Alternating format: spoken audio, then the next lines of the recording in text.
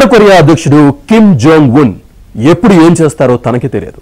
నచ్చితే నెత్తిన పెట్టుకుంటారు, నచ్చకపోతే కడతేరుస్తారు. ఇప్పుడు అదే పని చేశారు. పని చేయని వారు తన దేశంలో ఉండడం ఎందుకు అనుకున్నారు? వరదల్ని ఎందుకు కంట్రోల్ చేయలేదంటూ 30 మంది ఉన్నతాధికారుల్ని ఉరితీయించారు.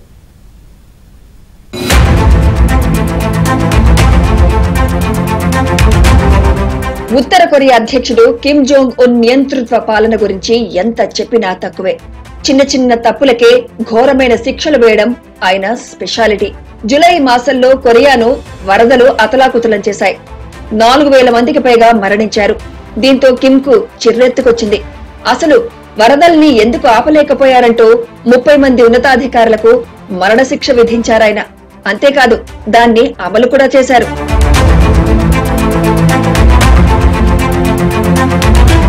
విధుల పట్ల నిర్లక్ష్యంగా ఉన్నారని, అందుకే మరణశిక్ష విధించాల్సి వచ్చిందని చెప్పుకొచ్చారు Kim. Chagang province provincial party committee సెక్రటరీని కూడా ఉరితీశారు. విపత్తులపై అధ్యక్షుడు కిమ్ అత్యవసర సమావేశం ఏర్పాటు చేశారు. అందులో మొదటగా ఉన్నతాధికారులను విధుల నుంచి తొలగించారు. తర్వాత మరణశిక్ష అమలు చేసేశారు.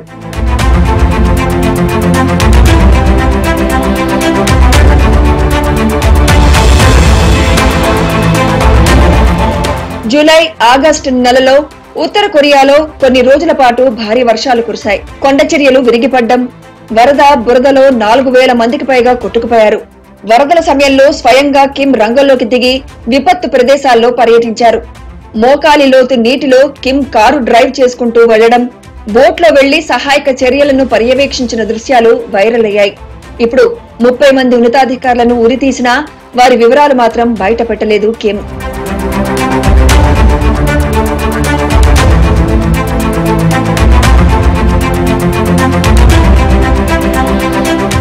సరిగ్గా పని చేయకపోతే ఉరి తీసేయడం కిమ్ కు పరిపాటే.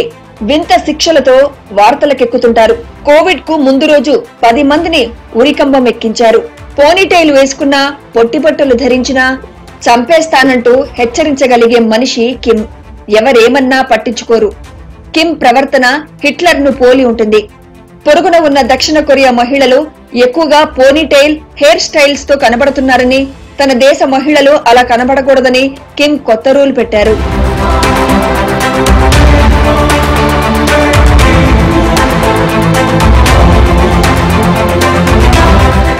కిమ్ మామూలుడు కాదు, హిట్లర్ ను మించిన నియంత.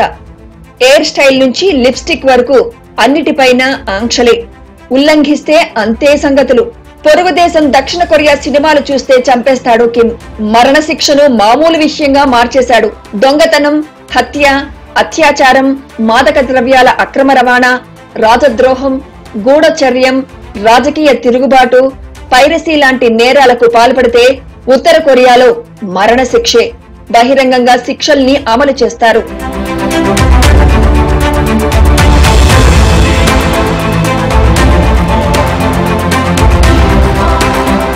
ఉత్తర కొరియా అధ్యక్షుడు కిమ్ తనకు తాను ఒక దైవాంశక సంభూతినిగా భావిస్తారు. ప్రపంచాన్ని అస్సలు ఫాలో కారు. క్యాలెండర్, టైం మొత్తం డిఫరెంట్. రష్యా, చైనాతో తప్ప ఎవరితోనూ పెద్దగా సంబంధాలు లేవు. దేశంలో ప్రతి ఇంట్లోనూ ప్రభుత్వ రేడియో ఉండాలి. అదెప్పుడూ ఆన్లోనే ఉండాలి. ఆపితే శిక్ష తప్పదు.